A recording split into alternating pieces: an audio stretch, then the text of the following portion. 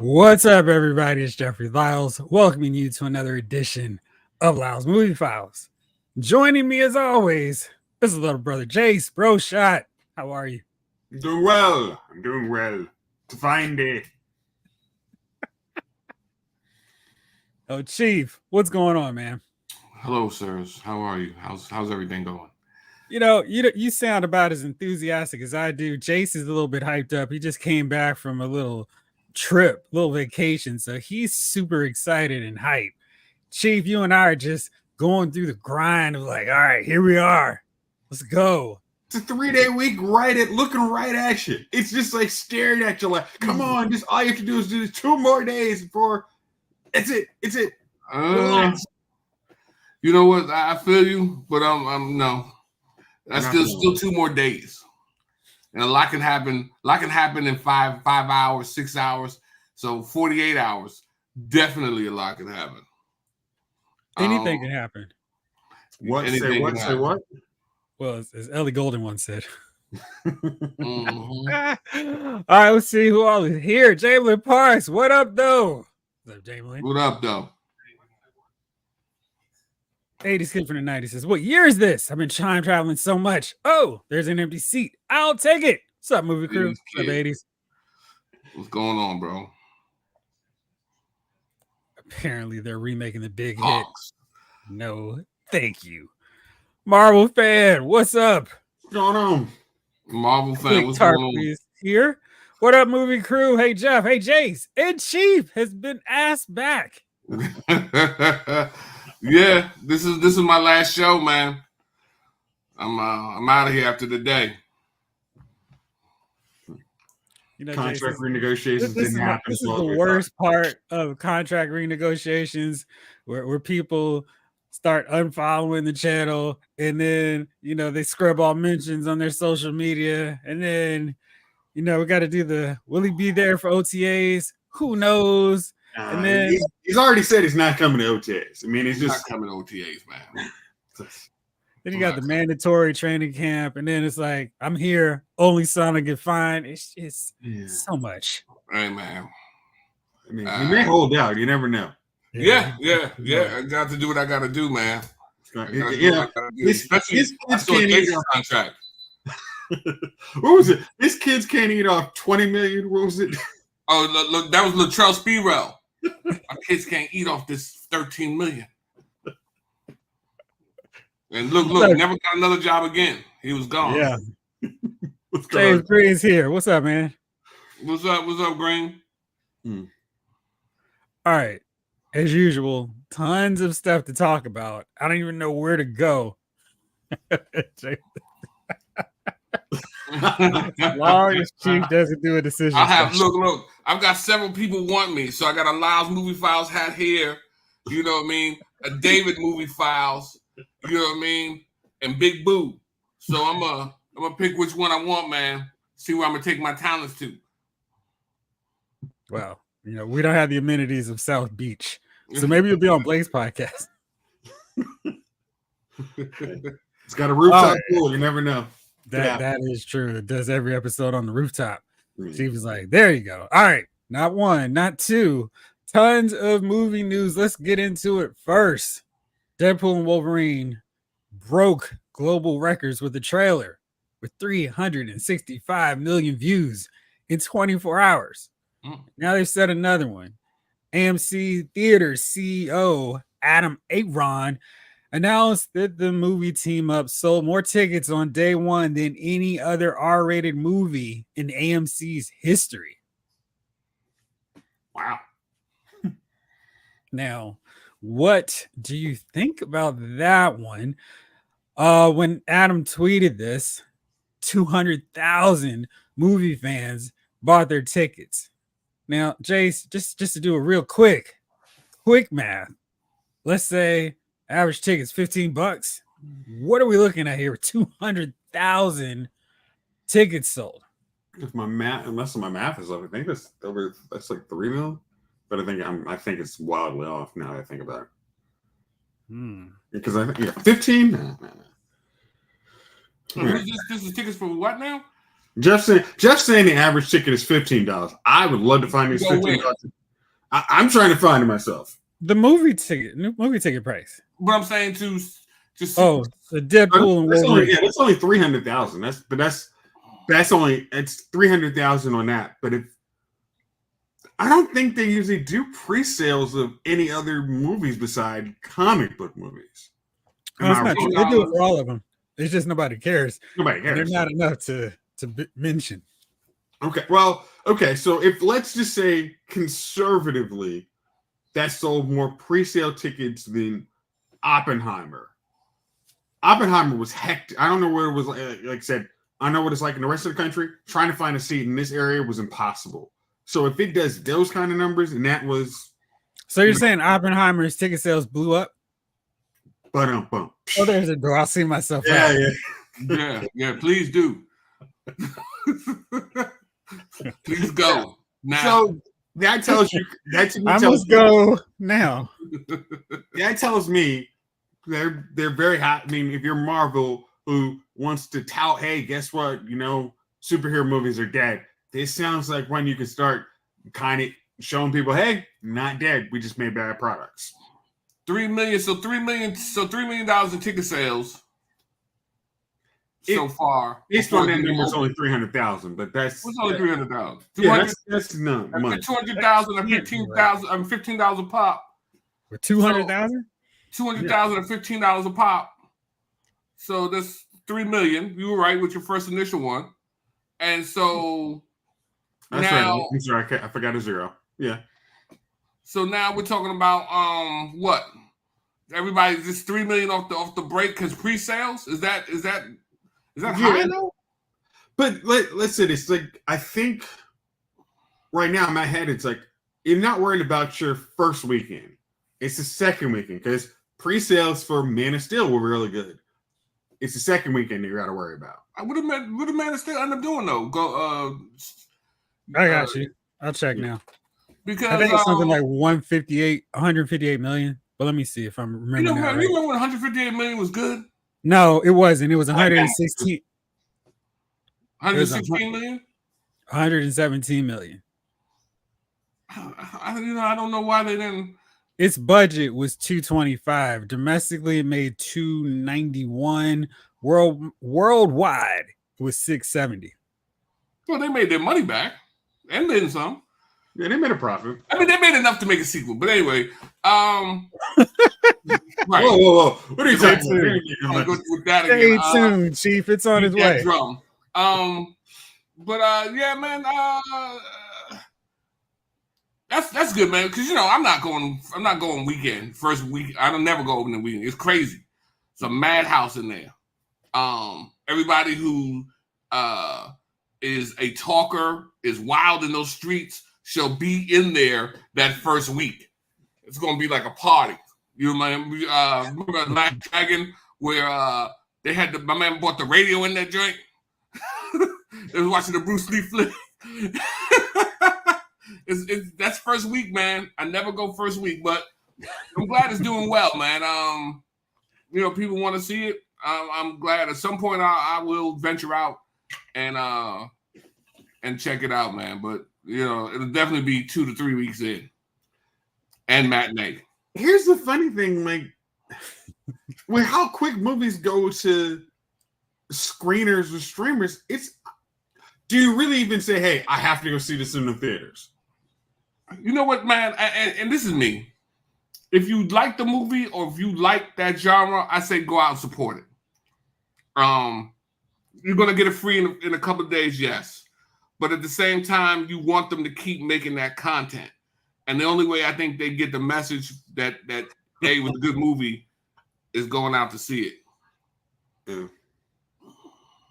Kevin Davis says Deadpool and Wolverine probably will gross closer to Doctor Strange Multiverse of Madness box office debut now. Because that would be great for an R-rated movie. If you can cross in that realm, I think you got. I mean, that's a good sign. Yes, we're all over here, puns over here right now. It must be nice, man. Gosh, dang. All right, Multiverse of Madness opened Oh, the 187.4 to that was really solid. I think, Kevin, you might not be too far off on that. Yeah. It might be a little bit higher just because I think people are actually really looking forward to this. Not to say that people were hating on Doctor Strange, but I don't think there was nearly the amount of excitement as there is for this clash of Deadpool and Wolverine, playing up on the whole Ryan Reynolds and Hugh Jackman rivalry. I think people are excited about that. So I think there's a lot more buzz going with this. Yeah. But I definitely see 187 as the 187. I got to stop saying that. 187 as. Are you hearing what's the Whitehead brothers singing? Yes, I am. All right. So what's the what was the last what did Logan debut at? Let me see. That was R-rated, yeah. Yeah, I think so. It was trash, but it was R-rated. Yeah, it was R-rated. It opened at 88 million, 88.4 million. Budget was 97 million. It finished its domestic run at 226 million. Okay, that's less than Superman, G. Yeah, and then finished worldwide at 619. Interesting.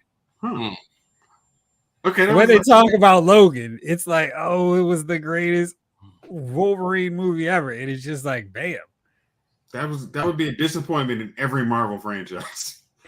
like that's quote unquote that's Captain the Marvel's numbers, and they're like, oh yeah, that's the greatest comic book movie ever. Yeah, you didn't stop enough when he said that. It's better than every X-Men movie. I would disagree. I would not. Those X-Men movies are still First Class was better than that. I don't know, man. Wolverine was better than that. Yeah, if you throw First Class DVD on the floor, I'm still going to step on it. Wow. Now that movie ended with 146 worldwide, 352. X-Men First Class? Uh-huh. Yeah, so the people that exactly stepped on. Where's Days of Future Past? You know. All right, let's just out of curiosity, Dark Phoenix. Oh God. That terrible movie. Its budget was 200 million. Any bets on how much it made when it opened in 2019? 200. So I'm gonna go with half budget minus 10, so 90 mil. You're way off. I'm sure that's not off. They wanted to see Phoenix. It was a horrible movie. They came out in droves. I didn't say which direction you were way off on. I was gonna say the real number is probably 30 mil. 32.8 million. And it finished worldwide with 252 million. Domestically, 65 or 66 million. No one wanted to see this movie. Nobody wanted to see it. I mean, again, that was really the movie no one wanted to see. And the fact that they got the same guy who made Dark Phoenix, X-Men 3, to have a second crack at the Dark Phoenix saga just made no sense. And everybody knew it going in. It's like, no, I don't want to see that. I just saw that movie. I'm good. Sorry, Chief. I just got word from corporate. Today's sponsor is actually Slice Kiss, not Coke. Oh, my fault. I was just hoping to track the sponsor there, man. You know what I mean? Yeah. And the New York Football Giants has sent a cease and desist letter to you personally, but yeah. Well, then they have to buy back the merchandise. Kevin Davis says Kingdom of the Planet of the Apes has done well at box office. People will still see it on Disney Plus. I want to see that movie before it gets to Disney Plus. I mean, the Apes, Snake Eyes. I like those movies. Snake Eyes was good. Yeah. I'm trying to think when I stopped watching it. And when James Franco was in it, maybe that was the first one, wasn't it? Oh, yeah. Well, there you go. You didn't watch the other two? You know what, man? Nah. Okay. You actually missed out. Those are solid movies. Were they solid? Okay. Yeah, they were. I recommend them. They were good. Worth watching. Yeah. They're on tonight, man. As soon as this podcast ends, you're not telling us. You're not telling us. Everybody knows you're going to sleep as soon as we get out. As soon as the podcast you're having a nice glass of warm milk and you're out of here. Man, that warm milk is already warming up. Now, so anybody who's seen Kingdom and Planet of Apes? Who? Hold on, not going there yet. Oh, okay. 80s kids, X-Men movies are overrated. True. There's only two good X-Men movies I would stand on. Okay. Do we count? I guess we're not counting Deadpool as. That's X-Men. why I was very specific with my X-Men. Yeah, only two good ones to me are First Class and Days of Future Past. And another you stand on hasn't stand on the DVD version and crack it open, crack it in two. Wow, it's garbage. I mean, I'm not gonna be carrying the shield for the X-Men films. I think they were not great, but they're not as bad. I think to 80s kids' point, people were starved for superhero movie content that wasn't corny and cheesy. And I think that's why people gravitated towards those films at first. And then as better superhero movies, see 2008 with the Marvel Cinematic Universe, people started giving the side eye to these movies like, what are y'all doing? And then there were just a few that managed to make it through afterwards. David Thanos says, I'm with you, 80s people be like, I'll wait for streaming. Mm-hmm. Apes watch along. Jalen, we got so much on Chief now. Oh, man. Stickman says the first half of Kingdom of the Planet of the Apes is perfect. Falls apart towards the end. That ain't good. Keith Cooper, what up? Keith Cooper, what up? David Thanos. I'm thinking Chief don't watch it. First of all, I do watch movies. I watch movies all the time. I just don't want to watch. The apes just don't interest me. Caesar. That's the name, right? Caesar Monkey. There he goes again. Caesar's his name, is it? Yeah. I didn't watch this movie. Of course, I actually knew him. Well, that's what his name was in the original one, but I'm sure, at some point he dies, doesn't he? I think this is not about Caesar. I think this is the next generation. Oh. Yeah. Again, I think everybody wanted to see kind of, the evolution. I think, I know I was excited seeing the evolution of the apes in the movies, and I think we got that. I mean, because it was like, we see how, because I'm a fan of, what was it, 28 days? No, 12 Monkeys. And I kind of, in like the, how the original Planet Ape was almost a 12 Monkeys kind of, okay. And then I wanted this grand progression, and they never gave it to me. What? Keith is speaking madness. X-Men movies suck except for 2 to 3. Are you saying Dark Phoenix is one of those, or The Last Stand is one of the good X-Men movies, Keith? Sorry, you talking about Angel with his deadly wings? What movie was better than all the X-Men movies? All of them. That was awesome. Yeah. Exactly. Oh, yeah. Because this is foolishness. And we haven't gotten this taken care of. Yeah. Like, no X-Men 2. At one point, that and Spider-Man 2 were considered the best ones, but now you're explaining more. Yeah, I mean, it's gosh. And that was what was so frustrating, because I'm watching these two movies and I'm like, the Nightcrawler scene was cool, but is this supposed to be setting up Dark Phoenix with Jean dying from water? She has telekinetic powers. She can move the water. She makes a bubble. Just ugh. Okay. All right. Now, Black leather dustbin heroes, right, Keith? Okay, because I like I said, I noticed a couple of weeks ago I said this. I watched X-Men 2. I'm sorry, Spider-Man 2. The chemistry between Tobey Maguire and Kristen Dunst was not there. It was just like, come on, this is not Mary Jane. This is, as I said, she wasn't even Gwen Stacy to me. It was, because Emma, what's her name? Are you talking about the one with You're talking about old girl who plays her in real life? No, Emma. Yeah, in real life, Emma Stone. Emma Stone. Yeah, she was like, hey, I could play Mary Jane and Gwen Stacy better than Kristen Dunst. It was just such a killing on that role. But Spider-Man 2 doesn't have anything to. Anybody who says they like that movie, watch it now. Tell me what you think. But hold on, Spider-Man 2, Tobey Maguire. Yes. That's not the one where he started walking down the street dancing, is it? That's 3. No, 3 was garbage. But 2 was okay. Okay. Did Kristen Dunst make you think of That was a really warm endorsement. It was okay. It was a loud okay. I gotta go back and watch it. For when I was watching it at the time, I didn't complain about Kristen Dunst.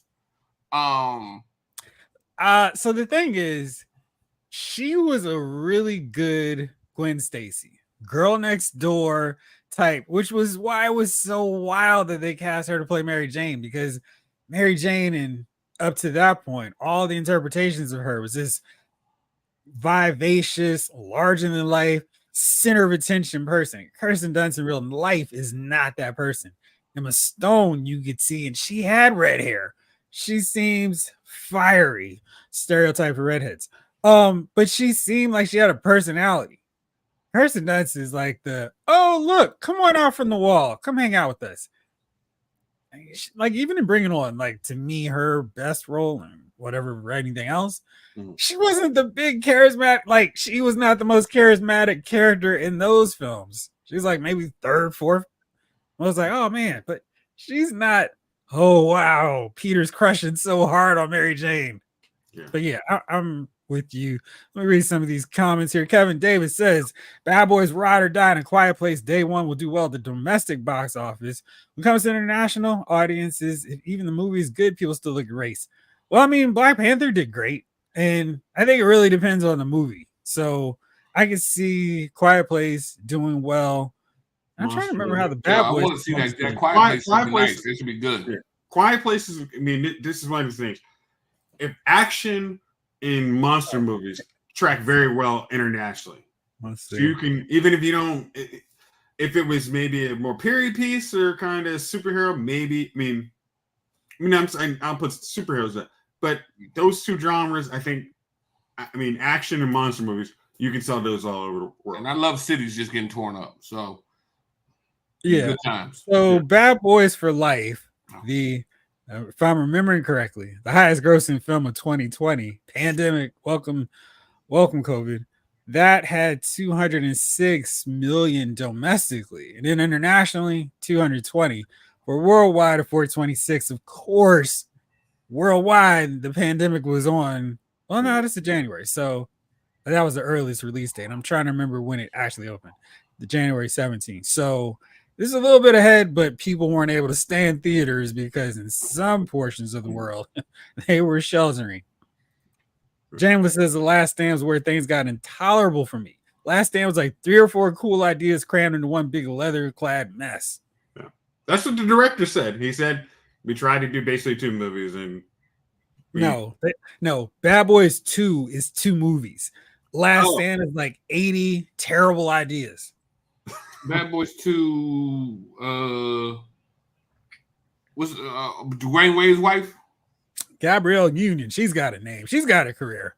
Yeah, but she was I couldn't think of her name. But she was, that's Bad Boys 2, right?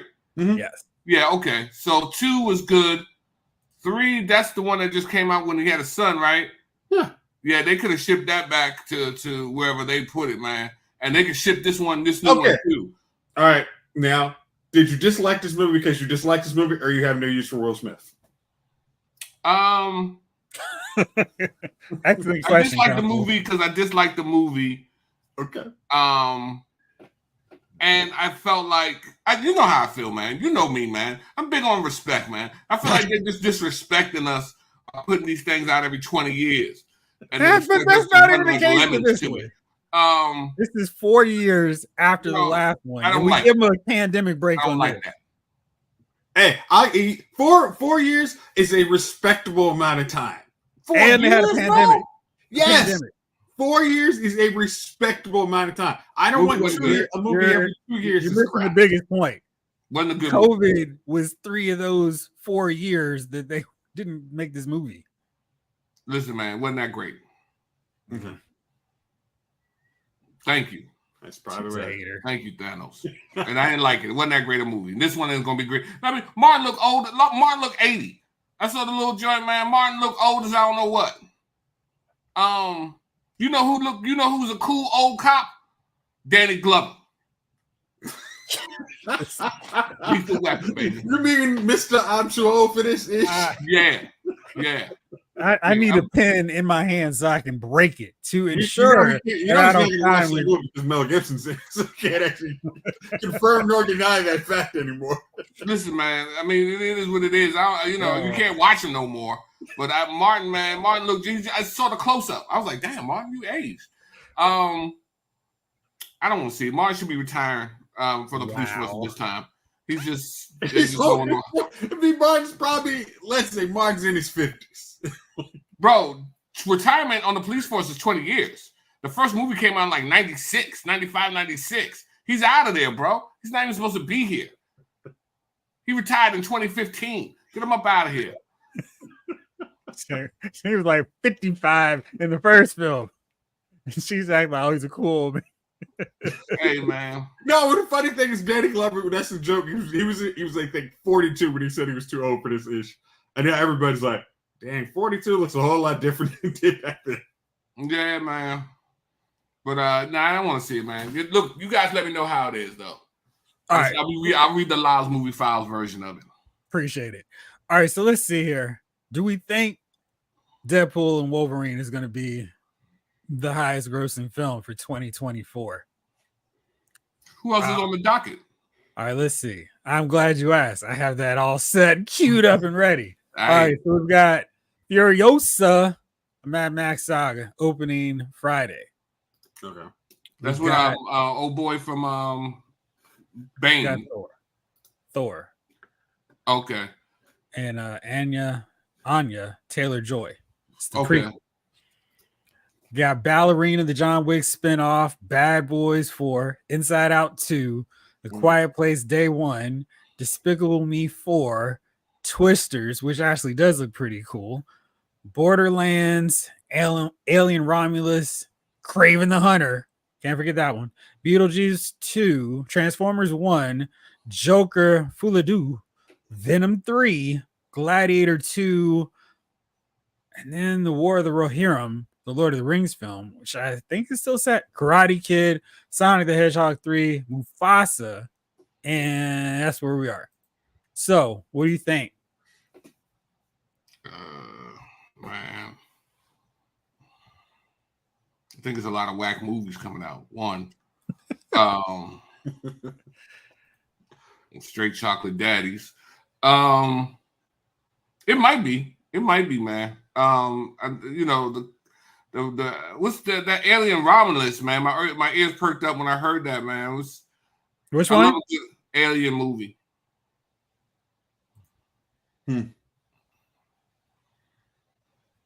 But I don't know. It probably will, man. It's the rest of them. I mean, the movies just sound. I don't know. They don't sound that great. Scrub movies. You don't want no Scrubs? Okay. I think Inside Out's gonna be the biggest one. What is that? Inside Out 2. Oh yeah, that and Kraven. I think what's happened, and I now have to go back a couple years. I think the children's movies have been the biggest ones that have been impacted by the pandemic because parents are like, oh, you mean we can just wait and you'll put this out 2 months from now? Bet. Because it's really expensive to take your kids to the movies. They want popcorn, they want sodas, they're not going to finish eating and drinking, they want icy. Oh, I want some candy too. And then they're like, I'll just wait. Because I don't think kids are spoiling what happens in Inside Out at little Susie's birthday party next week. Like, oh no, you ruined it. I don't think that's what's happening. And I think parents are like, yeah, we're not going to go see that. Now, Inside Out, it's probably going to be a big one, but I don't think it's going to be as big as they were. I mean, Sonic, that seems like that's one I think could be big box office. I think out of the live action movies, Deadpool has a very good shot of being the number one movie. Jamlin says if Furiosa is dope, I think anticipation and word of mouth could push it. There are a few others in there that could give it a run too. Yeah. I feel you, Jeff, but didn't Mario, Sonic, Stupid Trolls, and Turning Red all do well? Let's see. Yeah. All right, I don't know about Turning Red, but Mario was blockbuster. That movie was a blockbuster? Yeah. I just hate how they did. IMDb. I mean, how they did Box Office Mojo. I used to love doing this site and coming here for all my great information and resources. Now it's just like, go pay for it. And I'm like, no, thank you. All right, let's see here. Oh, let me see. Let's do it. Fish. There we go. 2023. Goodness gracious. Okay, sorry. So, of course, last year, Barbie. Number 2 was Super Mario Brothers, 574. But I would also wonder if that wasn't parents and not so much little kids want to go to that one. That's kids. That's animation. Kid. And adults don't really go for. Adults tend to not go to animation. All right, Elemental, Disney Studios movie, did 154. Now, let me see here. I'm not going to put Across the Spider-Verse in that because that is so far beyond just little kids going to see it. Let's see. Trolls Band Together was 96.3 million. And that was still above Dungeons and Dragons at 93 million, which, geez, sounds wrong. This is domestic totals, not worldwide, by the way. Paw Patrol, 65 million. I don't know. I mean, I think there's been a hit from COVID, but we'll see. Let me go back to some of these other ones. Lethal Weapon, In a Cocoon. You know what I mean? At least our name is Mud, though. I don't think COVID. I don't think we'll ever recover from COVID. Well, at least not in any time soon, man. You know, because you go to the movies, and that minute you hear somebody coughing, you start to hit the right. You know what I mean? I don't know, man. It'll be up there. It'll be in that top 3. Yeah, see, I think it's different too, Keith. 80s kid, streaming ruined TV and movie experience for the theaters. I think you're wrong on that one. I think moviegoers ruined the movie experience for people. And it took the pandemic for other people to be like, oh, wait, I don't have to deal with people kicking my seat on their phones, talking the whole time, going up and down the seats, doing crazy wild stuff. Oh, I can just watch it at home and I can pause when I need these bathroom. Great. I've got 85-inch TV. What do I need a theater for? Oh, I want some popcorn. What do you mean it's only $150? Because I already bought the box and I just have to microwave it.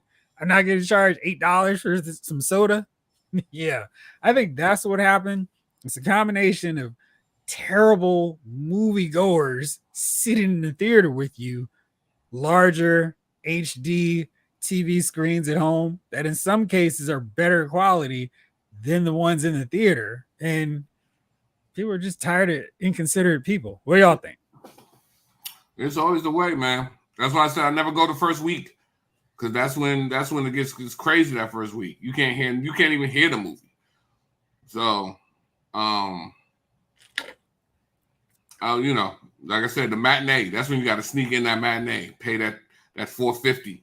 It's nice and quiet. You're the only one in there. It's beautiful. It's a beautiful experience. It's a beautiful thing. Yeah. I'm trying to see. I did say, I think I said Transformers 1. Yeah. David Thanos.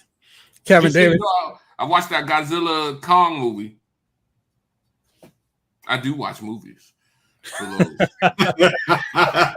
gonna snap his head. I do watch in the chat.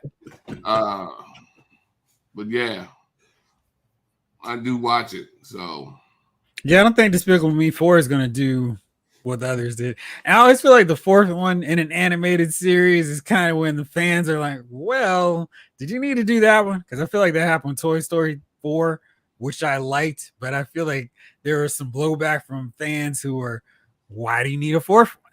It's just a money grab. Yeah. Hey guys, you still haven't watched Super Mario Brothers? Go see it. It's on Netflix. 40 plus Nintendo fans worldwide pushed it. Then the kids came in. That's what I'm thinking. But okay, because I think, yeah, for the movie going like 40-year-olds had been burned from seeing stupid Mario movies. We saw the John Leguizamo movies. We did his Hoffman movies. We didn't want to go see another bad Mario movie. So we had to. You probably had to let the kids see it, and then we'll test it out once they've seen it and said it's entertaining. Wow, 4 people was bad. That's that new Ghostbuster, because you can already buy it on Amazon, the new one. Everything. I mean, that's what I'm saying. I went on. What's up, Lefty? Gosh, what was it? Lefty, the first time, and Dune 2's already. I'm like, oh, okay. I could hold up though, Cooper. How was it though? How was that Ghostbusters movie? I mean, to me, 4 people is excellent. But how was the movie? Yeah, because if I go in the movie theater, I'm like, damn, nobody's in here. I'm happy as hell. You know what I mean? I want to give that little the devil clap from Constantine when it came down. When it caught. So that's how I feel when I walk into a movie. You know what I'm talking about, Jayce? Yeah. So I hate when that movie theater is full and funky. I mean, who was it? Yeah, that's what it is. Like, I mean, it's I won't just blame the teenagers on this one. It is grown people. I'm like, gosh, why did you come to the movie if you're gonna be on your phone the whole time? And that's not the ones who start picking up. Yeah, I'm in the theater. No, I'm good. Let's keep talking. Get out of here. I know this girl. She said she bought her newborn baby to see when the Star Wars movies first came back out,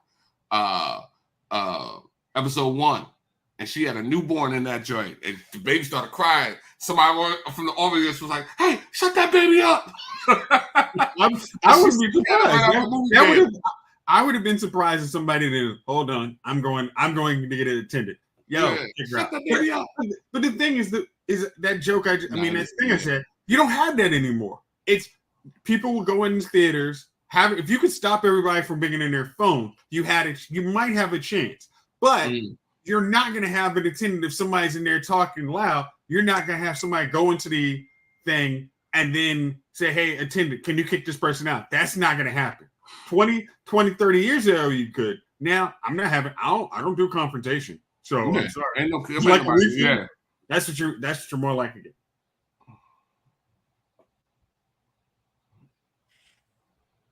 So Keith was not a fan of the new Ghostbusters. Okay, so yeah, I see it. But Jamlin said it was cool. It's fun, not amazing, but it was decent. Because I didn't see the beginning, the first one to start the series off with the kids when they moved to the barn or whatever. I always see it right when they walk into the barn and discover Ecto-1, and then I change it for whatever reason. And I'm not sure why. Maybe because you don't want to wait till the commercial comes back. Hey, bro, Constantine was excellent. That's one of the greatest movies. Constantine the show was good, which I was mad that they got right. Am I lunching? No, not you, man. I always at least they gave that one sort of kind of an ending, but oh my gosh, I was so hot. That's when I swore off NBC. It's like, with the fallen angel. I love that episode, bro. Yeah, that was an excellent episode. It scared the hell out of me.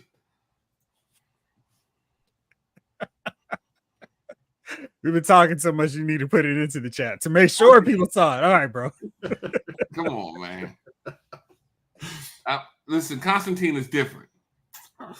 Ooh, wow. I get to the Alamo for anticipated releases. What's the deal with Alamo? Is that a higher quality movie you're going for? That's in the city, right? That's in DC, right? Off of 12th Street. That's in Brooklyn. Over. Yeah, they have. There's one in like Clarendon, and I think there's one in DC. I haven't been though. Yeah. The person who has their brightness at 500%. It's because the rest of the theater is so dark. It can be 20%, but it's like, why are you here? Oh no, Afterlife is good. Frozen Empire, ew. Okay. All right. So let me run through real fast how 2024 is looking. Y'all can tell me if you think Wolverine or Deadpool and Wolverine will surpass it. And we've got on the top highest grossing domestic films for 2024. I'm sure you can guess what number 1 is. You already mentioned it, bro. Made its debut on Max this week. Dune Part 2 with 282 million. Worldwide, it's crushing, though. It is 429 for a worldwide total of 711 million. So maybe it'll get to a billion. Maybe. What is that? Dune Part 2. Oh, Next up is Godzilla X Kong: The New Empire, and that's at 194. Kung Fu Panda 4, 192, proving me wrong. Ghostbusters Frozen Empire 112. So that's a big drop from 3 to 4. Panda got what, Jeff? 192, and Ghostbusters is 112. I gotta watch Kung Fu Panda. Kingdom of the Planet of the Apes is 106 million. Bob Marley One Love is number 6 at 97. Wonka, which came out last year, let's not include that, or Migration. Mean Girls at 72 million. Civil War 67. Beekeeper 66, and Fall Guys 64. It's rough. Fall Guys, I mean, this is already on Amazon. Like, would you like to buy this? It's like, no. Chase turns his nose up at the Alamo. That's a shit. Yeah, man. It's not a $50 ticket, Jamelin. Touche. Ghostbusters is just, yeah, that's all I'll say. All right. 80s kids not feeling it, but Keith got you. Trash. All right. Wow. Look, I can save my money then. Apparently. Jeez. All right. Well, so I kind of feel like with this competition, Wolverine and Deadpool, why do I keep doing that? Deadpool and Wolverine is going to be the top grossing film. I guess it'll really depend on Furiosa, but I could definitely see it being the number one. I think more people want to see it. Hey, what would you guys say if I told you that Madam Web was not the lowest grossing movie so far this year? I saw Madam Web. You suck, Chief. We were supposed to go watch along. I watched it on Netflix, man. I'm just saying, Chief. Excellent movie. You got it wrong. I feel like you're lying. I think he's lying. Wrong, man. Man, it was great. Good. Okay. He's not that far from you then, Jayce. No, I said there's like I think I drove by that one in the one in Clinton, in Northern Virginia. Okay. Which movie? Chief has unlocked sarcasm. New skill. It's like a role-playing game. New skill. Yeah, and he started with a 50-point bonus. Yeah, no, he listen, is man. not. What? You're crazy. There was Spider-Man in the joint. I said, oh, Spider-Man. And then I was like, man, this joint is awesome. You know, man. What was your favorite part of the movie? When they did that thing. Oh, yeah. Yeah. What, when they put up the end credits, that part? That was your favorite part? Because, it was all, who could name a movie that great? Apparently not you. Chief is level 50. I think you're right, Snake Eyes. It's absurd. Ooh. Ryan Daly coming with the hottest of hot takes. Finally watched X-Men'97. I understand why so many people praised it, but I was mostly about it. We already know, Ryan. It didn't have Steamboat Willie.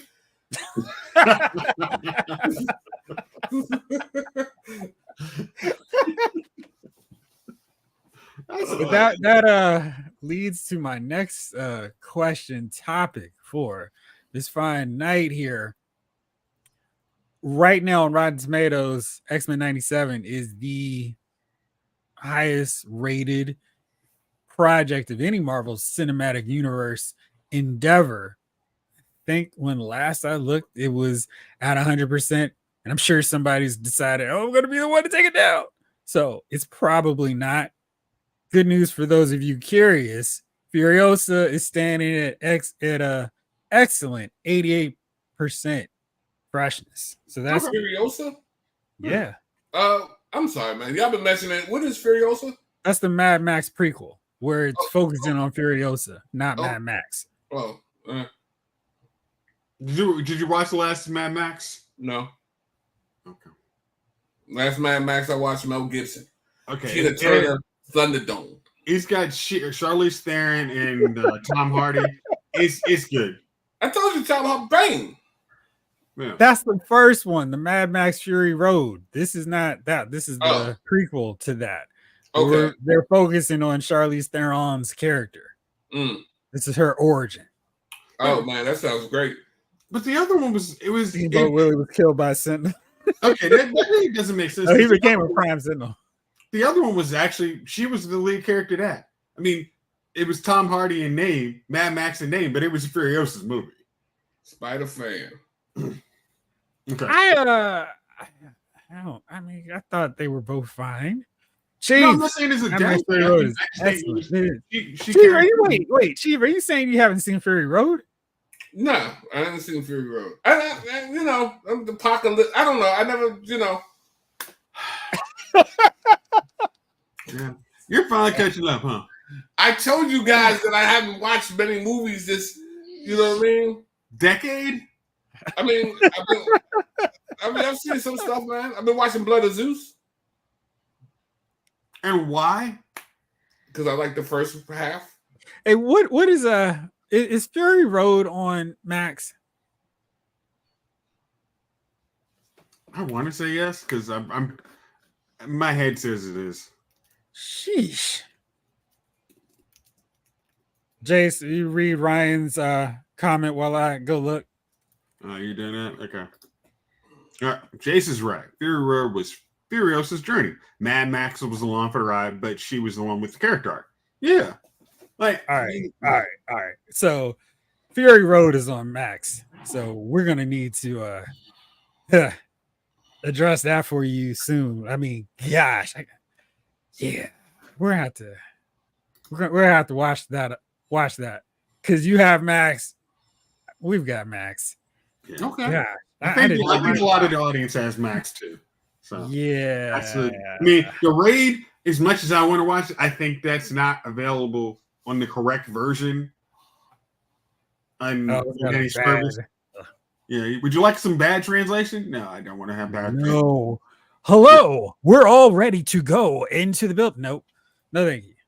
You talking about Blood of Zeus, Cooper?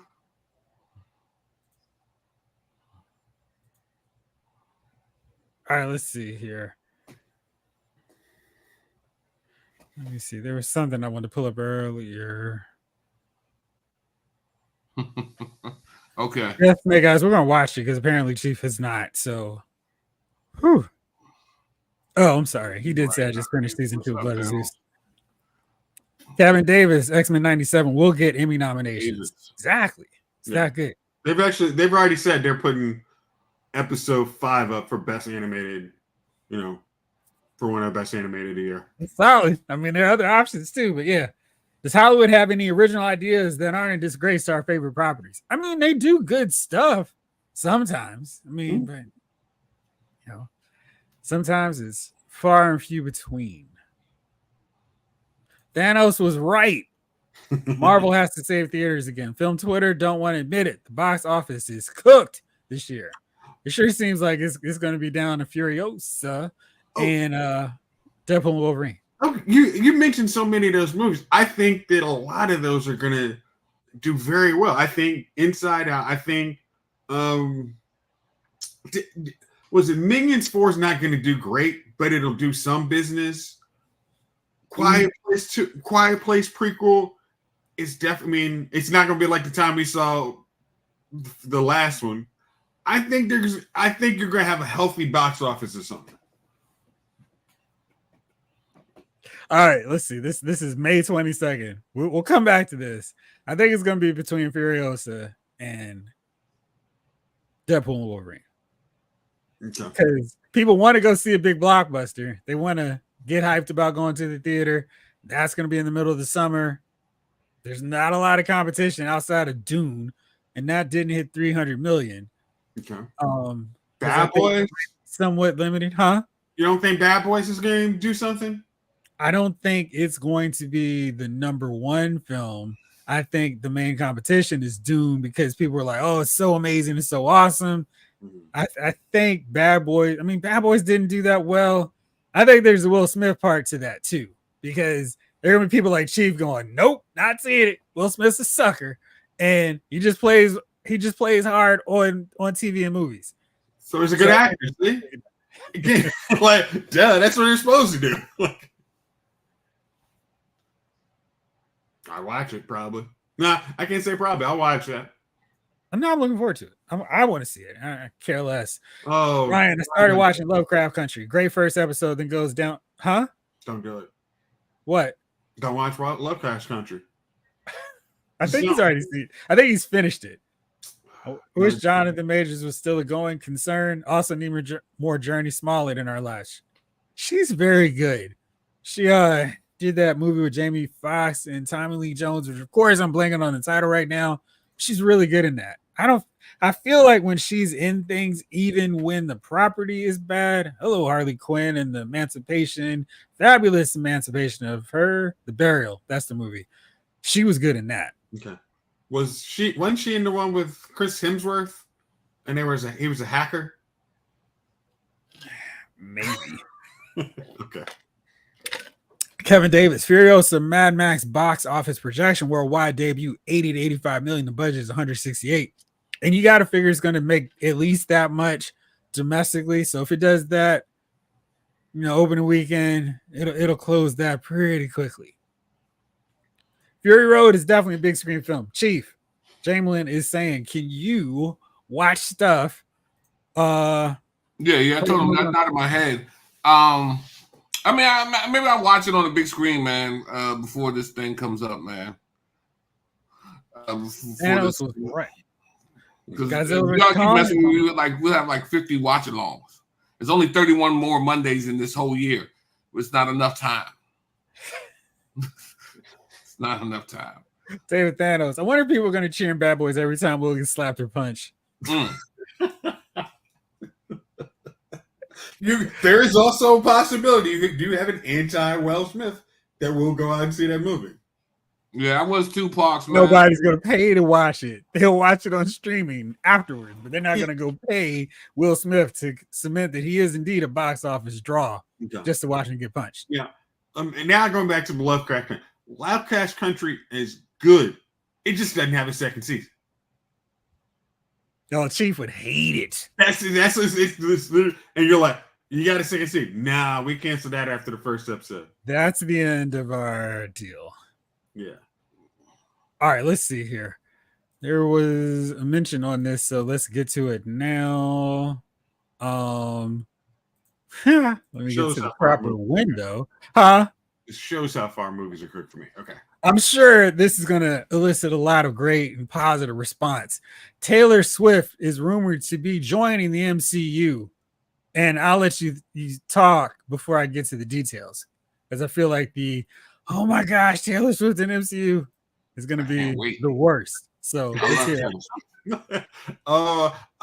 I'm sure there's going to be a large majority of the audience that says, "I'll never see it. It's the worst thing ever." And then that'll be the highest grossing Marvel movie ever. Man, all the Swifties, that's going to boost. That's going to boost Marvel, man. Again, NFL ratings grew because of Taylor Swift. That's what I'm trying to say. She brought her team with her. You're bringing. Are you talking about the ref? Yeah, like this. Listen, we are never ever getting back together. Oh man, come on. Yeah. Again, if she wants to can't stare menacingly at you enough, Chief. No, again, Taylor Swift is one of those people. If you can pitch her to do anything and she says yes, you're making money.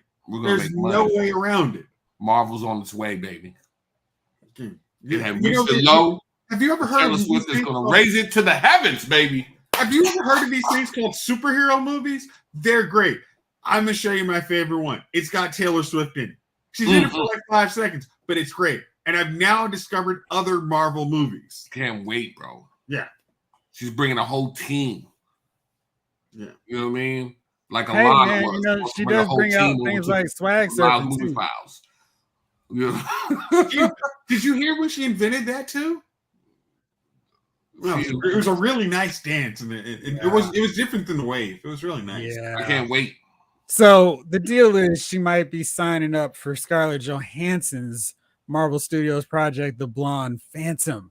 What? And the Blonde Phantom is an old 1946 property and character from the Golden Age, also like comics, created by Stanley.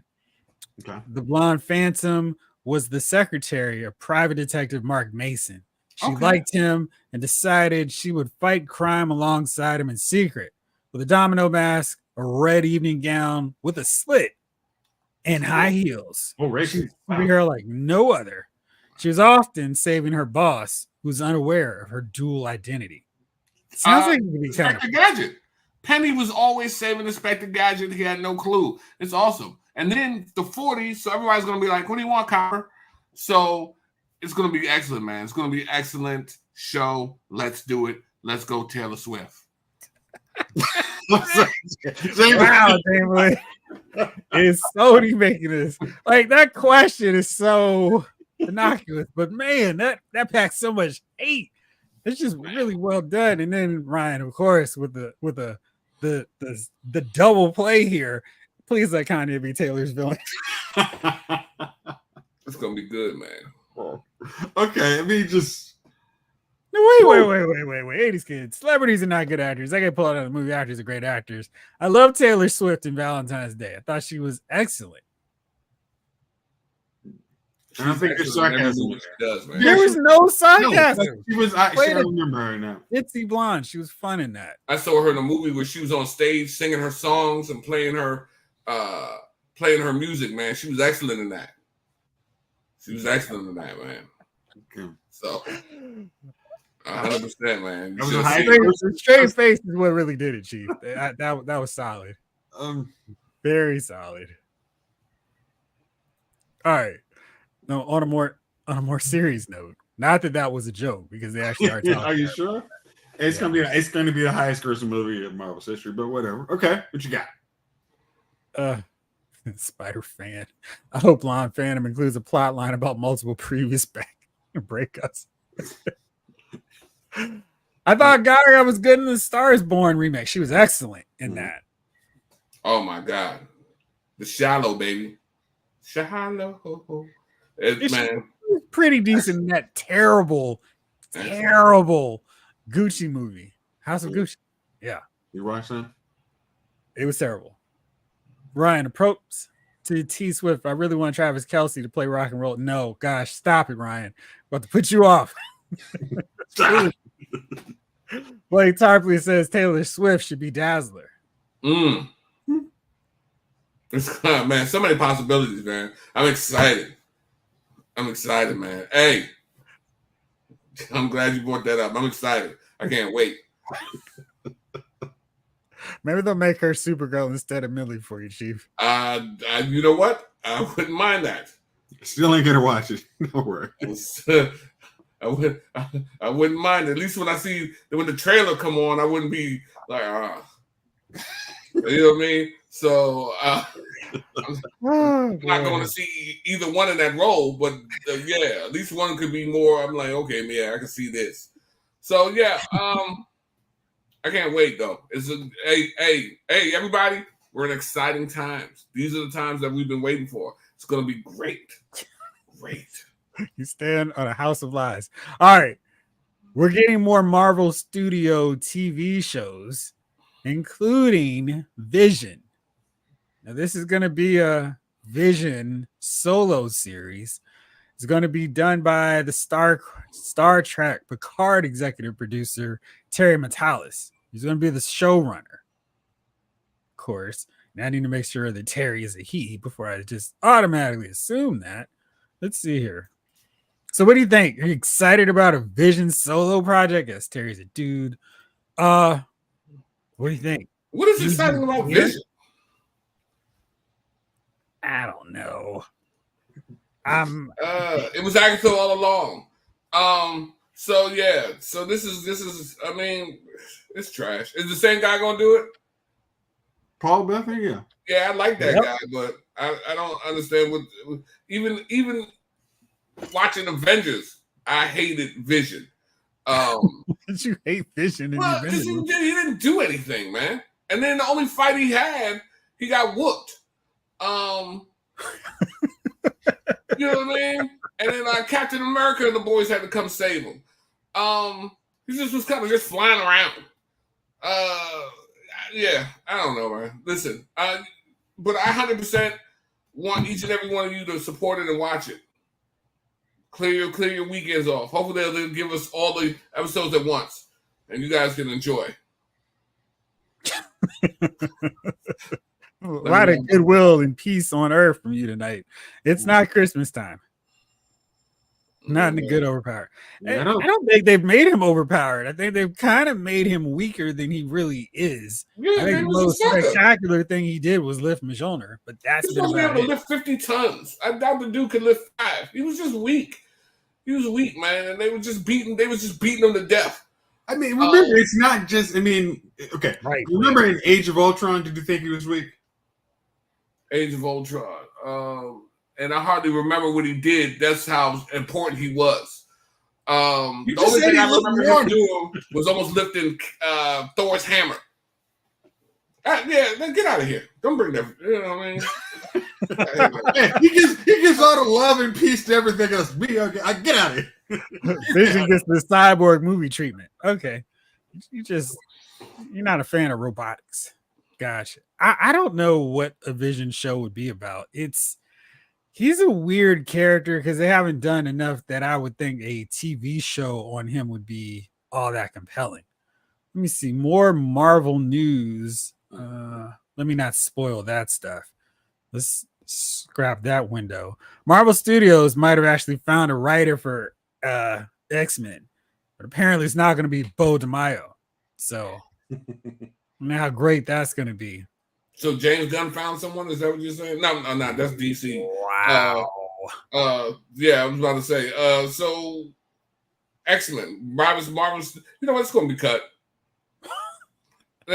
Yeah, and that's why I thought of DC when I thought of X-Men. I heard X-Men, I thought of DC, because of the cutness. Due to the quality of the cutness. Right, due to the quality, we're gonna. The delegation sends the X-Men to DC Comics. It's just bad. It's bad business over there, man. Is anybody excited about an X-Men movie?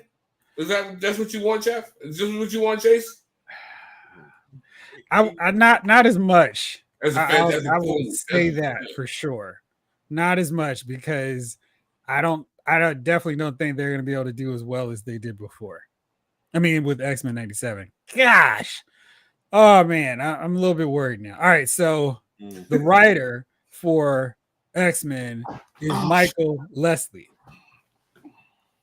Now, Michael Leslie's resume per IMDb is he did the 2015 version of Macbeth with Michael Fassbender, Assassin's Creed, and The Hunger Games: The Ballad of Songbirds and Snakes.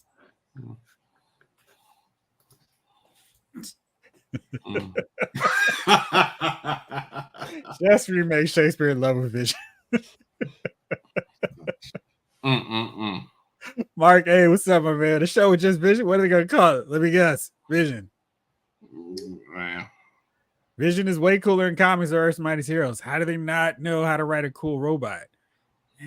I feel like he just was probably caught up in where they were. I think they needed another movie. Maybe like they needed a Avengers movie with Cap's team from Age of Ultron that we saw then before we rushed them into Civil War, just so we could have seen them do some teamwork and be cool. And I like that roster, but it was like we see them on one mission and they drop the ball dramatically, and then it's on the Civil War. But I think if we had seen more Vision with War Machine, Falcon, Wanda, Black Widow, Cap, and laid a little bit more to him. That's my thought. Yeah, he was. Listen, man. They made him her babysitter. Are you thinking about leaving? Like, get out of here. You know what I mean? It sucks. He sucks. I'm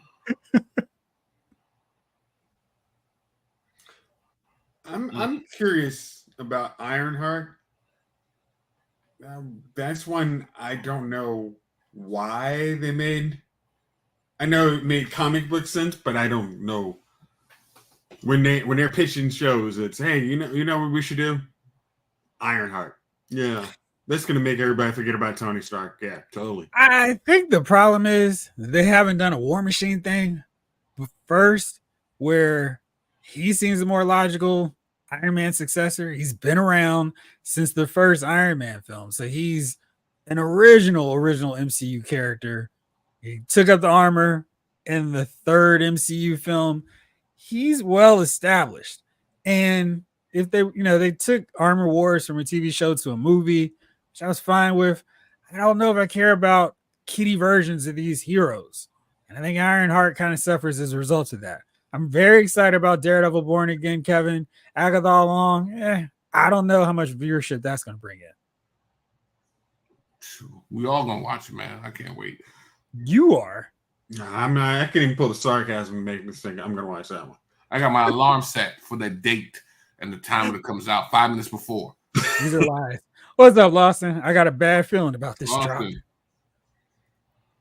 Jamelin, hey, side note, Jeff, I got a package from 4 Horsemen today. Nice. And one from Lyle's Figure Files affiliate, Entertainment Earth. More on this tomorrow. Nice. Way to keep us in suspense. I hope it's great and not just okay. Yeah. Oh, so X-Men is kind of screwed. I don't know after them. I feel like sometimes good screenwriters do good stuff, and they may also have some stinkers, but they tend to have stuff that's a little bit more like, oh, I mean, did you see the latest Hunger Games? I didn't. Did you, bro? I thought you said you paid $150 for your movie tickets and go see it. I totally wanted to waste money on seeing that. But I can say, remember, somebody put it on Facebook, like, had those ads for Facebook stuff. Before Peter Jackson did Lord of the Rings trilogy, he had The Frighteners. I don't remember anybody telling me Frighteners was a great movie. And plus, they're not going to be none of the original X-Men. It's going to be everybody got killed in Genosha. So the second tier people, all the people who made it out, are gonna are not gonna be in the new X-Men movie. But like, do you even if you think I don't that if you because you have to think that, like you're gonna use the post-credit scene after the Marvels to be your basis for your X-Men? Are you gonna use the whatever happened after Dark Phoenix? I don't know. Somebody else can tell me what happened after that crap. Nothing worthwhile. Yeah. So you got to figure out where's my starting point? Are we going to reboot it like this the Fantastic Four? X-Men. You have to figure out your start point and then where you're going. That's hard to do, I would think. And if you're a really good screenwriter, you have a chance. But if you don't, you're screwed. X-Men Tenderloin. We ain't gonna give you content, baby. What is Armor Wars still happening or not? It is still happening. Keith, they need to slim that suit down for her. They do. It was a little bulky, but that was her first gen suit, so I'm sure we'll get it streamed down. Spider Fan, not sure what you're talking about. Secret Invasion. What was that? What is that? I've never heard of this. Interesting. Dude, Frighteners was great. I've always thought so. Saw it in the theater. I don't know on VHS. I don't know on DVD. Come on, Jay. Right? Boston says Frighteners is one of the most underrated movies ever. Okay. Is that the one? Is this true, Chief? It's with Michael J. Fox, right? Yeah. Okay, yeah. Which I did see. I was in the 80s. Yeah. Now y'all in the comments talk now. Yeah, I did see The Frighteners. Yeah. Okay. Is that one of the most underrated movies ever? I didn't know it was underrated.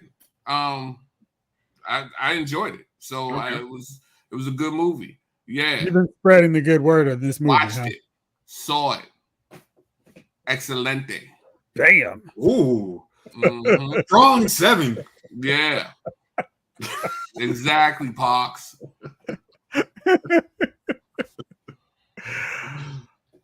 They need to make Armor War an animation to just reference in the next movie. Popped up movie.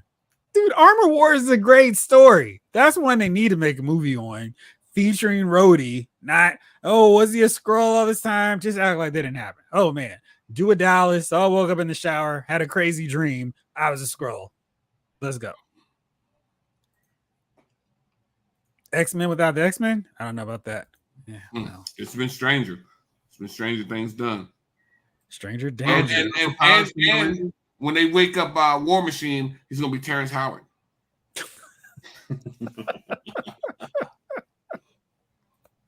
You say that. All right, so more MCU stuff. Just tons of Marvel news this week. MCU exec Brad Winderbaum said, "Hey, we talked about them bringing back the Marvel television banner in an interview with Variety, and Wonder Man is going to be part of that." Now, I definitely want to hear your thoughts on this. Winderbaum said there was a lot of pressure post Avengers Endgame on the public to feel obligated to watch absolutely everything in order to watch anything. Part of the rebranding was a signal to the general audience that we're creating a lot of options and you can follow your taste within this brand. Some will be more comedic, some will be more dramatic, some will be animated, some will be live action. Marvel is more than just one thing. It is actually many different genres that just happen to coexist in a single narrative. The characters still live and breathe in the same universe, but the interconnectivity is not so rigid that you need to watch Project A to understand Project B. We are already, as of 2 years ago, adapting our process from being, fill the service as fast as possible, no matter what, to a more considered approach. I really like the idea of 2 shows a year, especially because we're developing more than we make. What is the point of that? It sounds like jibber jabber to me. I'm going to put out a statement. I'm not going to say much. Here we go. We want you to watch, but you don't have to watch, but you should watch because sometimes it's funny, but sometimes it's not. But it's like what you want it to be if you want it to be funny. So you should go ahead and do what I say because, hey, it's just a bunch of jibber jabber. I don't even know what he said. Listen, you put out a lot of trash. No one laughed. You know what I mean? No one was happy.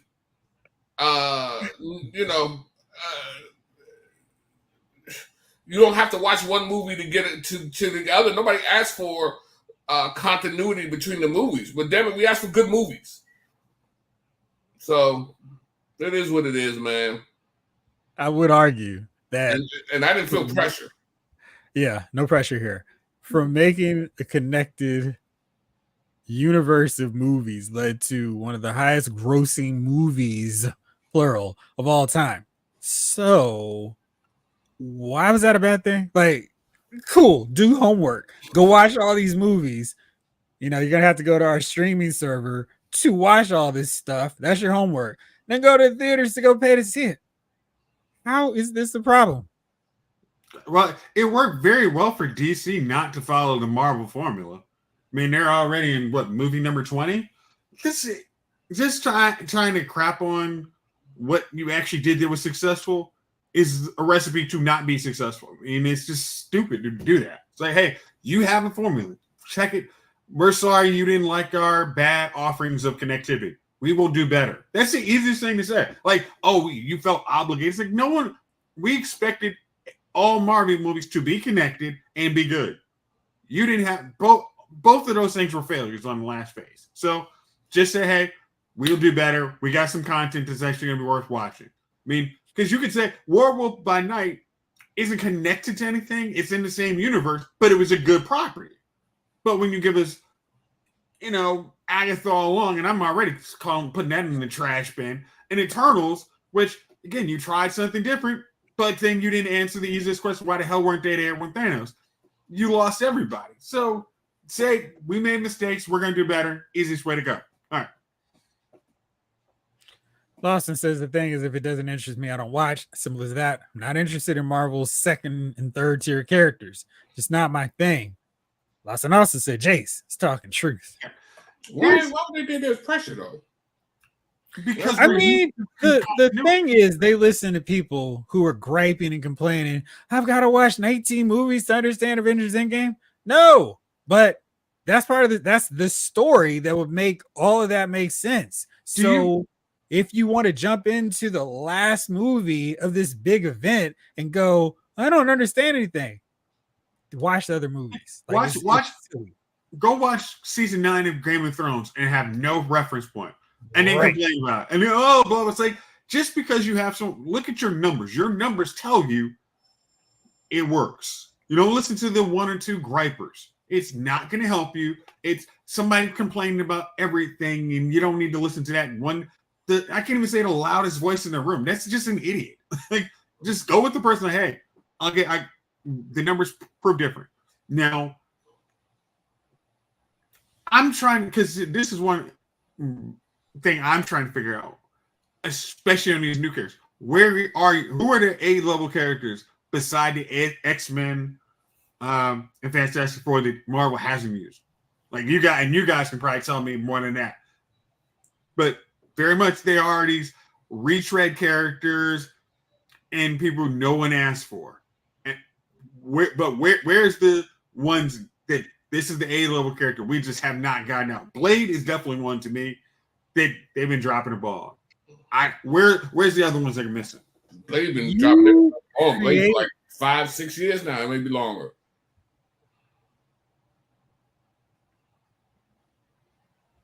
So let me read this one from Blake. Now I'm gonna answer your question. We can't do continuity because we done messed up and started doing this movie, and then now when none of them made sense, so go see them all and you have to pay attention. We don't.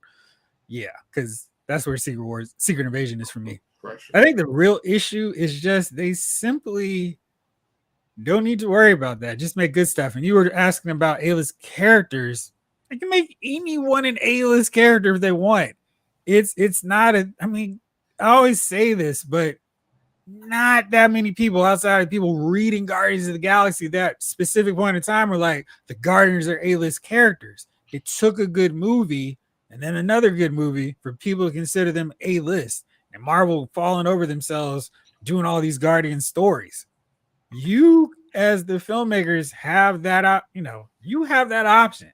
So, do I want to have She-Hulk twerking with Megan Thee Stallion? That's probably not going to make her A-list character.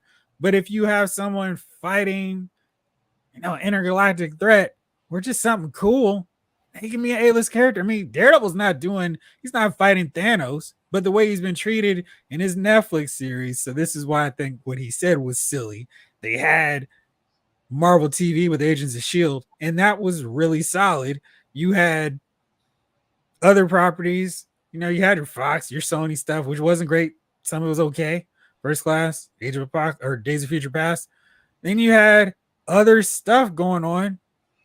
What's his face? Earth's Mightiest Heroes. You had options of stuff that people could watch and be like, oh man, Marvel's great. So there were other things that existed. There are also lousy things like Inhumans, but it wasn't this thing of we've got to make this big silo for people who can't keep up. You don't do stuff for people who can't keep up. Do it for your audience and they'll go into it. All right. Keith said the gripers I hate are Jeffrey K. Lyle's fellow critics who hate all fandom movies. Yeah.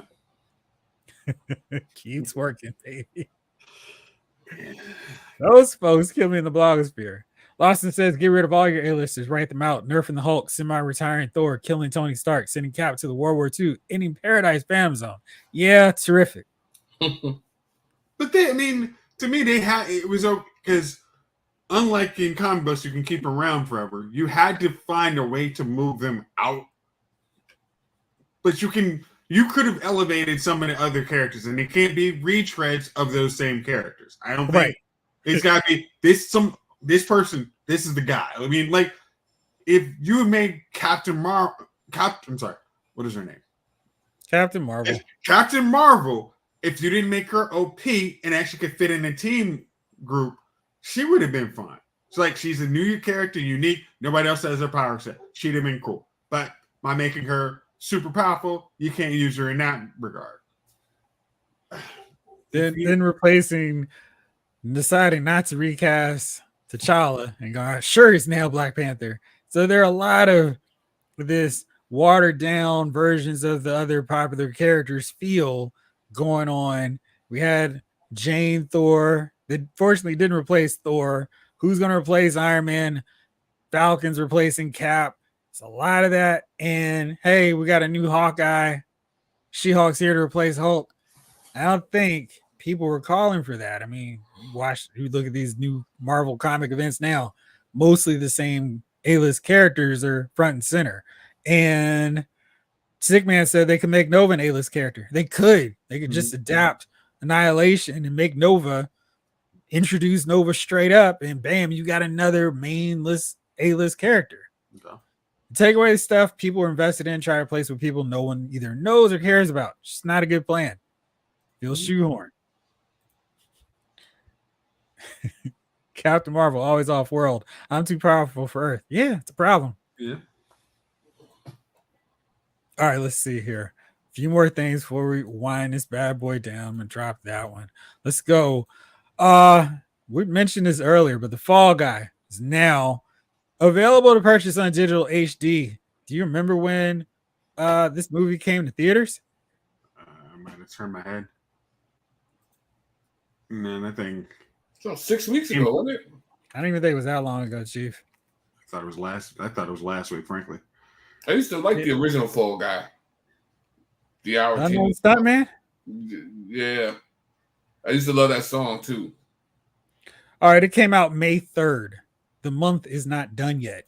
It's available already. Wow. And it's now available for purchase right now. When do I know I want to see it? Well, I mean, I don't know, because on Rotten Tomatoes, it's 82% fresh from the critics, 82% from the audience, 87. I'm sorry. What is going on here? All right. 82% fresh from critics, 87% fresh from audience. That's a good sign. It's only made 127.4 million off of its $150 million budget. Okay, so what did they screw up on? The audience that wants to see this movie is seeing this movie. What are they lacking? They lacked the trailer. The trailer was always I thought the trailer was always kind of dry a little bit. They needed more action. You know, you always get for me, I always get the feeling like I'm just gonna be watching a movie with this dude's abs out. You know what I mean? Oh, so it's jealousy. He's making you want to jealousy. Put that Coke bottle down. Coke. Hey, listen. I got the one muscle. I have developed my stomach muscles into the one muscle where it's overdeveloped, sort of like the Kingpin. I'm not, you know what I mean? It's just muscle. I mean, it came out in May. I feel like that was a good time to put it out there. But August is kind of a dead period. Okay, I always think of the August movie that I remember is Fantastic Four, because it was like, we're not really big blockbuster movie, but we'll get that right before was it Labor Day crowd in there. So people are already coming off the big, you've spent all the money on superhero movies. Now you just, hey, if this is good, I go check it out. Yeah, Keith. I mean, May used to be Marvel. That was when Marvel dropped its first film of the year, and it was a big event. People went to go see it, made a lot of money, and you know, we haven't had that yet. Lawson says, is it me or does it take a lot to get people to go to the movies these days? Trailers have to really build a lot of positive buzz to get people into it. And I think that trailer didn't sell the movie very well. I mean, I think it was telling the movie, but it didn't make me go, oh man, I've got to see that. I like Ryan Gosling, love Emily Blunt, but it just felt like it was kind of there. Aaron Taylor Johnson's in it too. I don't know what was going on with it, but it didn't really do a whole lot. Is it a comedy? Is it an action movie? I mean, because I think somebody was saying it takes a lot to get comedy movies made. You have to make an action comedy, or you have to have a really big star to get it to greenlit. But if you say, hey, Ryan Gosling's in an action movie, I watched, what was it, The Gray Ghost, the one on Netflix? That was good. So if you say it's an action movie, I might have Fall Guy action movie. Doesn't look silly. I might have gone and seen it. But goofy Ryan Gosling, no, I'm not gonna go see that. I think action comedy is cool. That looks like something I'll want to watch when it comes on Netflix. Mm-hmm. And Keith says, is it better than a Netflix movie? Probably, but I mean, they're not exactly helping their case. I almost feel like if they just said, all right, well, we're gonna put this on digital come July 4th weekend, because I feel like if you go within the same month, people are gonna go, sweet. You're rewarding bad behavior because if people know, like, this movie doesn't make a lot in the box office, I can see it at home. That's even better. I almost feel like they need to wait a little bit, even if it's losing money, just to not. So the next movie that comes out that they want to push in the studio doesn't have people going, yeah, I'll wait to see if it gets the Fall Guy treatment. I think in the post-COVID world, people are less likely to take a chance on a film with a trailer that looks like it might be good. Trailers got to nail it. With you, Boston. Again, I think if the Marvels had a better trailer, it would have actually done better business. As everybody, we in a couple shows, I mean, months ago, everyone who saw the Marvels was like, oh, this movie didn't suck. But based on the box office and the trailer, you thought it was going to suck. Now, it's okay. I'll give these movies a little more chance. I was like, Jayce, is that you? Man, you don't even want to know. Well, A-Team was good. Actually, I think I don't know if it's on. Yeah, Blake, it was fun. They used I thought they had a great cast for what they were doing, and it accomplished it. It felt like the A-Team, and it was like, where's the sequel to this joint? It was fun. I don't know why it didn't work in terms of getting a sequel. It just barely didn't make the box office. I think it was the opening day weekend didn't get them that instantaneous blockbuster numbers they were hoping for. Yeah. All right. Well, let's see. Jayce, I know you're going to be excited about this. Thor: Love and Thunder director Taika Waititi is directing a reboot of one of your favorite movies, Time Bandits.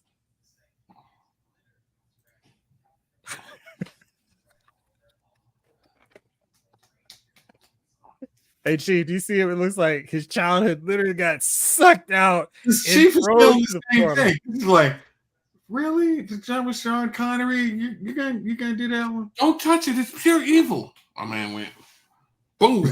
Straight up touched that joint.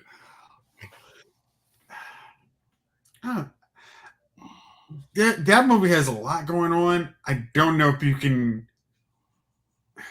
Again, and this is weird thing is, I like Love and Thunder, and it's because Love and Thunder you like? No, I'm sorry. I Ragnarok, but Love and Thunder is so you need to have somebody rein him in. Yeah, I don't know if you let him have a movie that goes. I wouldn't want him doing a sequel to Doomsday because he wouldn't know where to stop on that movie.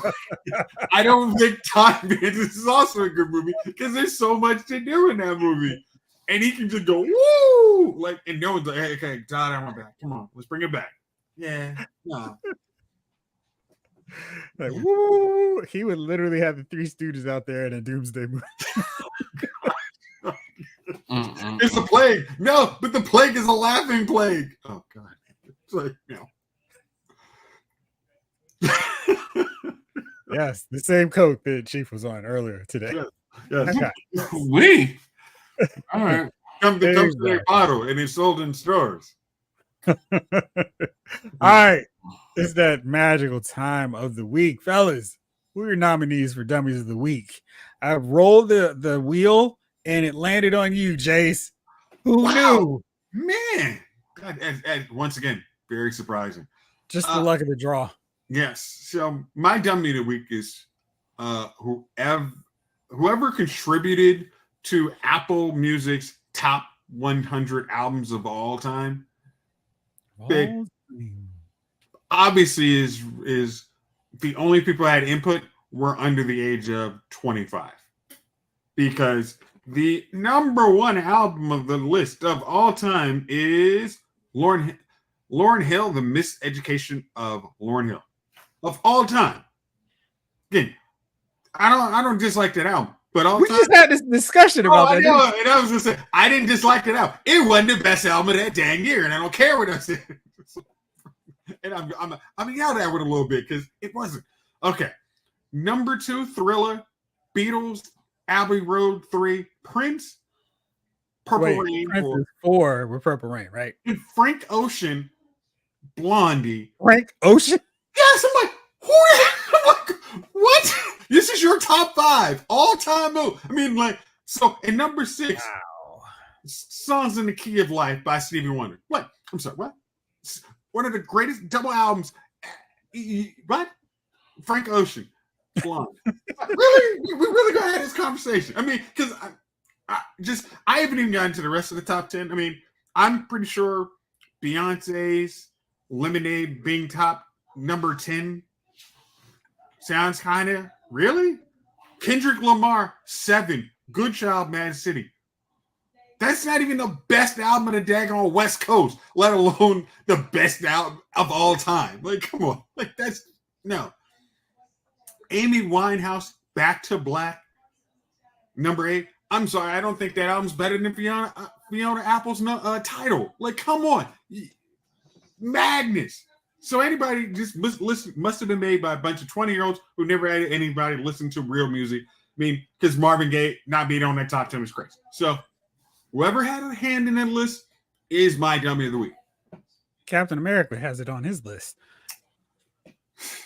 Okay, Trouble Man, for real. Come on. All right, I've got 2. My first one's gonna be super quick.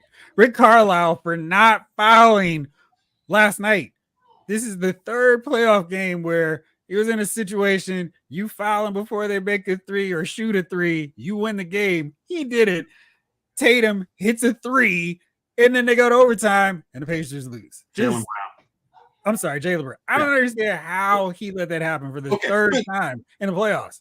But they also, I mean, the Celtics almost lost that game too because they were up by 6, and then they thought, oh, let's rebound them. Oh, we missed the rebound. Oh, I'm sure it'll be okay. Like, they almost got that game up too. Well, Carlisle was worse because he's been in 3 positions in the playoffs where all he needed to do was just foul him. Don't even let him have the illusion of taking in 3. Yeah. And then my other one, Now that's when somebody in the press says, so this is the 3rd time you've let someone come back in a 3. Do you think you want to adjust your strategy after this? After the one time you adjust it. So he's absolutely there. Craven the Hunter is my second one. It's moved from August to December 13th. Why? Because producer Matt Tolmach told Collider they believe the film stands a chance of becoming a Christmas time hit.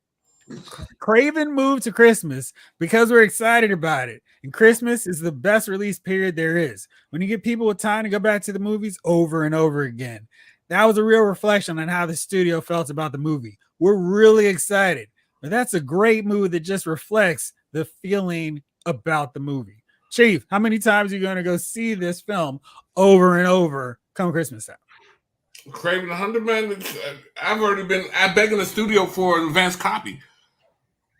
So hopefully they got my pleas. You know, I've even dropped your name. I'm affiliated with Lyle's Movie Files. Let me get an advance copy, please. You know, so hopefully I'm expecting to see something around July. And then I will watch it every day from there on. Cutting the under. That was good. All right, Chief. Who's your nominee, my friend? All right, 2 things. One 80s kid, Pulp Fiction, top 5 movie for me of my life. 2 things. Jayce, no Def Leppard Hysteria, no Bon Jovi New Jersey album. Okay, I was looking at the top 10. Okay. I mean, it really Joel, Innocent Man. I mean, these are all amazing. I'm sorry.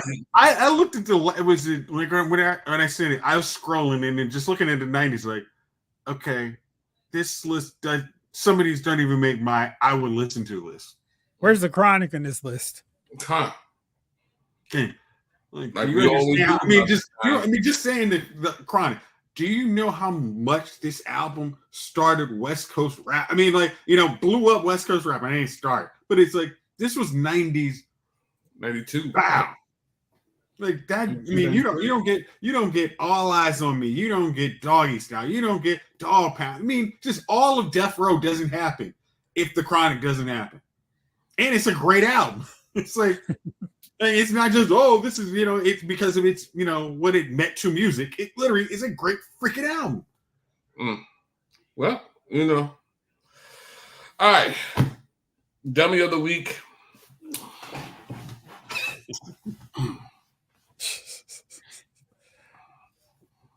Antonio Brown filed for bankruptcy. Let me tell you, man, this dude has been the dummy of the week a lot of times. If you the day he threw his pads and ran off the field, when you do that, when you quit football in that fashion, you already have to be financially secure, right? You already have to know that you won't need another dollar from the NFL as long as you live. The problem I think people have, they always think something needs them. Oh man, the NFL needs me. No, man, this job needs me. No, man, the streets need me. Not one time has the streets been like, man, we need them. No, they don't need you, bro. You have blown the bag multiple occasions. The Raiders was, I remember when you was blowing the Raiders joint, and I was sitting back and I was like, nobody's this stupid. But yeah, they are. You are. You blew the Raiders. You blew the Bucks. You blew the Patriots. You alienated everybody and got out of Pittsburgh. I don't even know what you've been doing with your money. It just seems like you've been flying around the podcast, barely talking. This happened. And then, we've read your text messages. You can't write. It's just horrible, bro. It's horrible that you've run out of money and now you're filing for bankruptcy. But this is what you get. This is what you get thinking that these things need you and they don't. Good luck, sir. You will find that you have no friends now. Because once the money goes, let me tell you something, man. No money, no problems. Everything goes with the money. So you're going to find that out the hard way. I learned that myself. Everything goes with the money, man. And one day you're the show master at the circus, and one day you're sweeping up after the elephants. And it happens quick. It happens quick, man. That is true. I do believe he has CTE, Randy. He never was the same, but at the same time, man, it just seems like nobody pulled him aside. Nobody, you know what I mean? People, it always reminds me of the Joker. People love to see the world burn around you when you go in, and they'll just sit back and eat their popcorn and just watch you descend. And that's Burger. I don't even think he's gonna be working at Burger King. You probably see him on the corner selling waters. He might be a squeegee boy in Baltimore. And can I clean the windshield? Antonio? Man, go ahead, man. Clean the windshield, man. What you? You know what I mean? Go ahead, man. Here's $5, man. You know what I mean? So it's just become that way for him, man. It's sad to see, but at the same time, you kind of an asshole as you were spiraling down. You know what I mean? Like, let's just admit he was really like, you watched him and he was right. That's what I'm saying, Clint. He was kind of like, you hear him talk, you hear him say these things, and you're like, dude.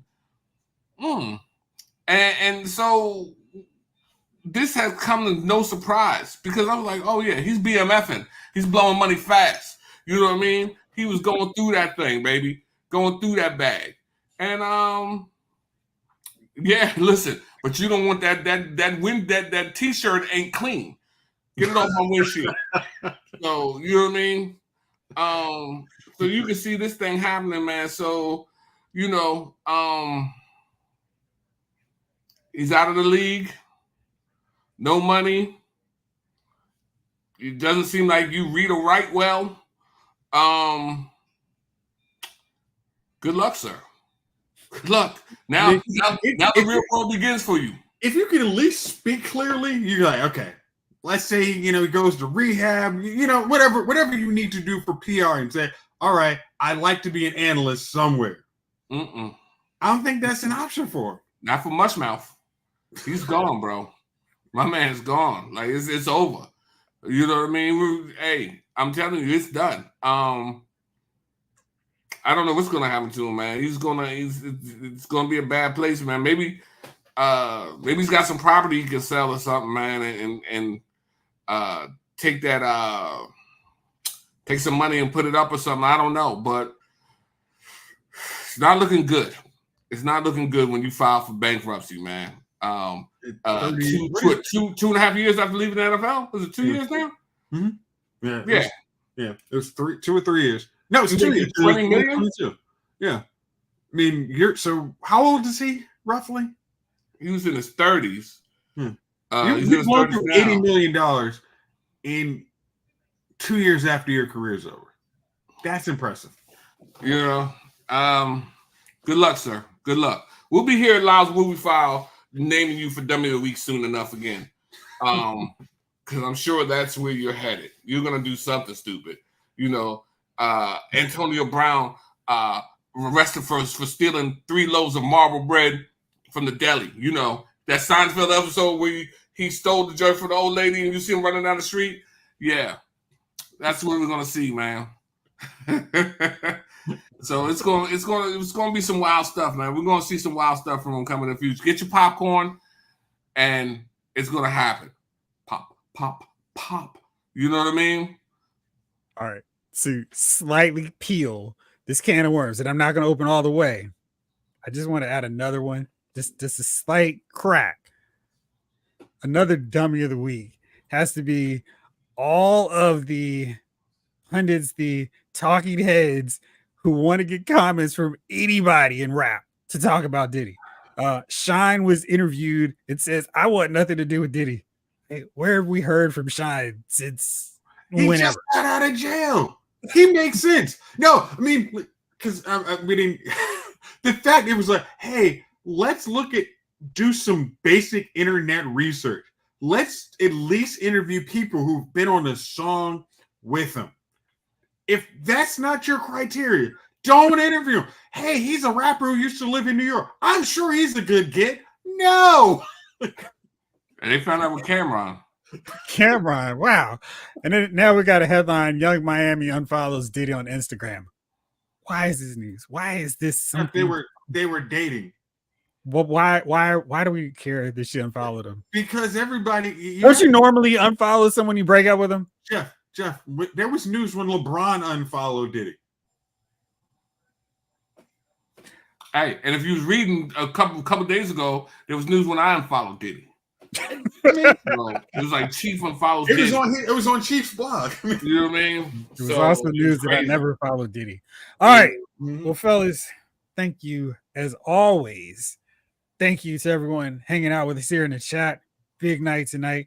Blake Tarpley, Lost and Wallace, Clint, Dean, Randy Reviews, David Thanos, 80s Kid from the 90s, Snake Eyes, After Child, Jamelin Parks, Stickman, Mark A. Tell David Thanos my parlay messed up again too. Let's see, did I forget any? Oh, Ryan Daly, Stickman, Spider fan, Marvel fan, Keith Cooper. You covered everybody. Did I forget anybody? Jamelin. Clint Dean. All right, I think that was everyone. Yeah. What? It was a big crowd tonight, man. That was awesome. Appreciate y'all coming through, man. My first Lyle's Movie Files was so much fun, guys. Thanks for hanging out with us, Austin. We will be back next Wednesday as always. Stay up, Chief. Appreciate it. And Bikini Files, man. I'm thinking about that, Blake.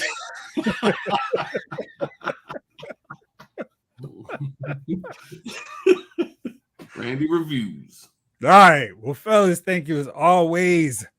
Tomorrow I'll be back on for Lyle's Figure Files. We'll be back on, maybe with Chief, next week, Wednesday at 8:05. For now, this episode of Lyle's Movie Files has been filed.